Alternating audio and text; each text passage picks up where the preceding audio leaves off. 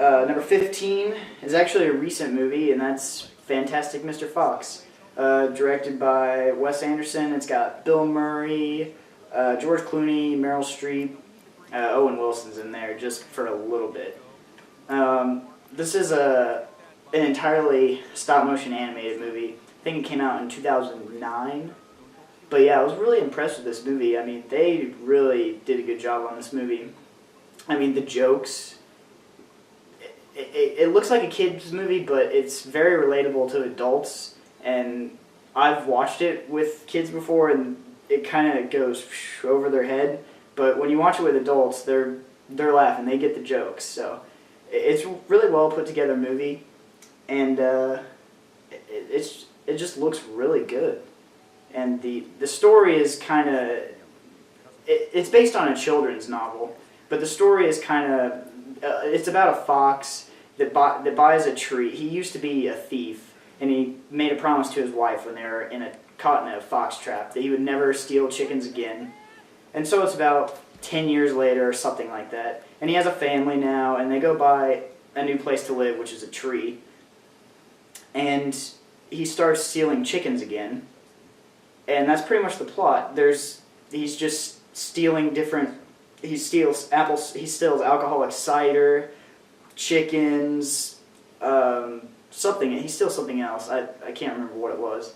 But that's pretty much the plot, and how that kind of unfolds with his family and their relationship, and how his stealing kind of affects everyone in the animal community. That's pretty much the story of it. The story's not the strongest, but you can definitely see how great it is just by the time and effort they put into it. And you just don't see stop-motion animated stuff anymore, so I really liked that. And number 13 is Jason and the Argonauts. Speaking of stop-motion, this is one of the best stop-motion movies there's ever been. This is... Who even knows... Whoever even remembers who directed this movie, because all you remember about these films that have Ray Harryhausen doing the stop-motion is... Oh yeah, that's a Ray Harryhausen movie. You don't remember the director, because who cares? Because the star of all the movies that Ray Harryhausen is in are the puppets that he animates. This one has... It's about Jason and the Argonauts and the quest for the Golden Fleece, obviously, from the title. You probably got that, but... The creatures that he put in here, he's got the Hydra, he's got Talos, the giant bronze statue, and...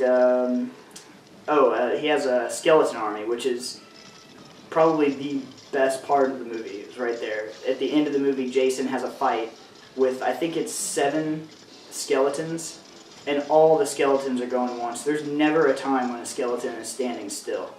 They're all fighting. It must have taken him months and months just to animate that scene right there. And it goes on for, I think, like 5 minutes. It's 5 minutes of solid fighting between Jason and the army of skeletons. It's just so incredible that he was able to animate that.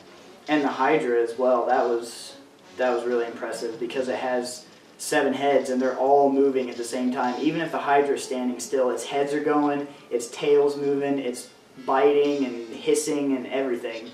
I mean, he had to really be precise when he was animating this movie. And it all came together really well. The story's weak and the characters are weak, but the animation is so good that it just elevates the movie. It just elevates the movie over all the... There's some bad acting, so it just elevates the movie over the bad acting and the weak story. Number 12 here, we got Lord of the Rings, the animated one. Now, this is another movie that's broke some ground as far as animation.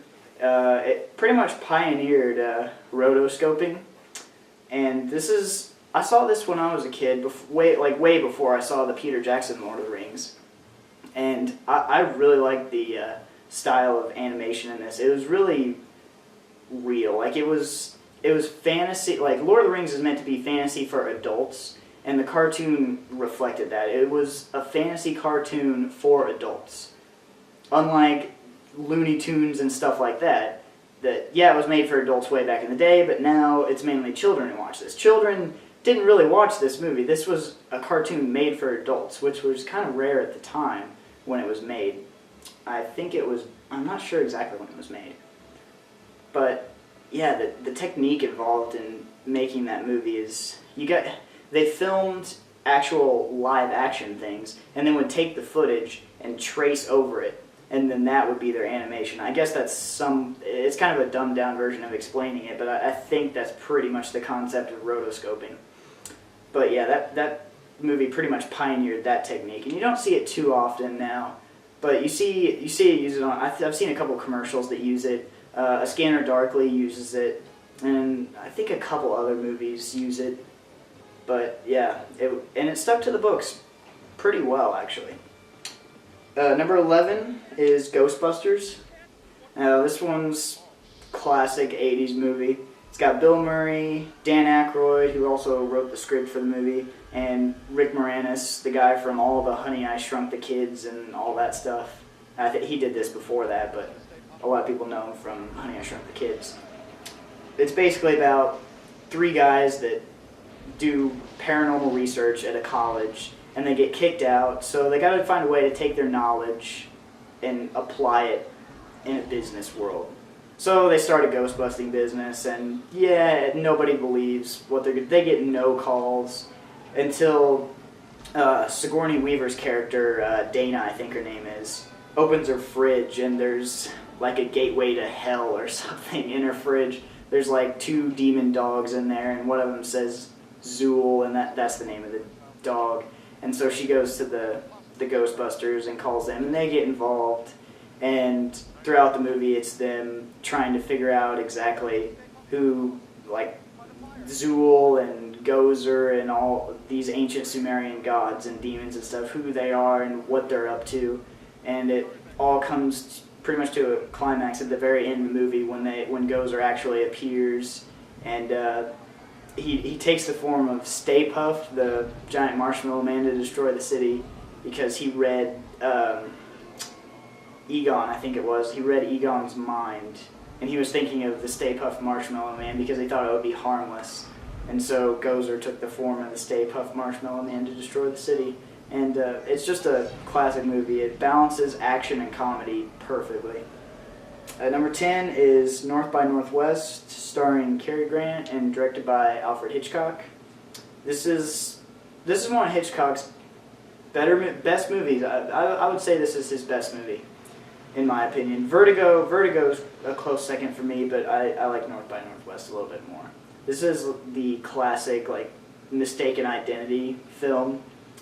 It's basically about a guy who's at a restaurant, and there's somebody in the background calling out names, and he raises his hand to go, he wants the waiter to come over, but he happens to raise his hand after he calls a certain name.